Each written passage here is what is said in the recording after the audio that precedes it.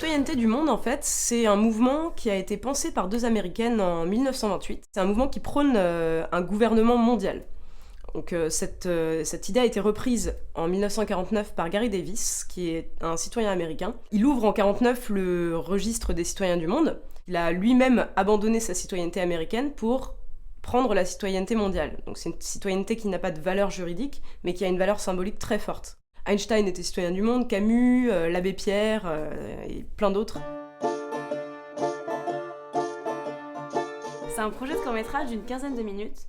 On part de cet événement historique pour créer un univers parallèle où les citoyens du monde auraient leur propre existence, avec leur propre constitution, leur mode de vie et leur système économique.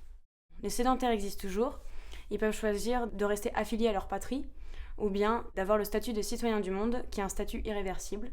On va suivre Anna, une ex-sédentaire qui vient de devenir nomade, et on va découvrir avec elle, au fur et à mesure de son périple, la vie des citoyens du monde. On va évoluer dans un futur proche qui ressemble beaucoup à notre monde, donc ce sera très réaliste et très naturel.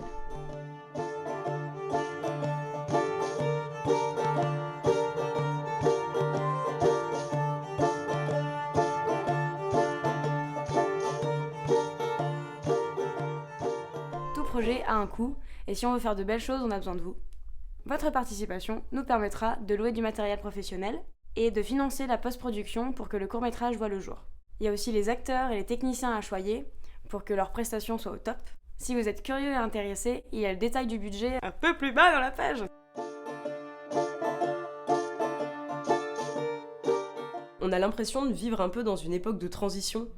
On a l'impression que le monde se désintéresse à la politique qui devient de plus en plus corrompue, qui se désintéresse à l'humain, devient de plus en plus individualiste. Et nous, on n'a pas envie de vivre dans un monde comme ça, on n'a pas envie de vivre dans une société qui existe déjà depuis des années et qui convient plus à tout le monde. Dans cette époque de conflit perpétuel, on a vraiment besoin de créer cette utopie, on a besoin de sentir que les choses peuvent changer, on a besoin de sentir qu'on peut créer une alternative. Et même si c'est de la fiction, c'est une fiction qui part d'un point réel, d'un point qui existe déjà dans notre société.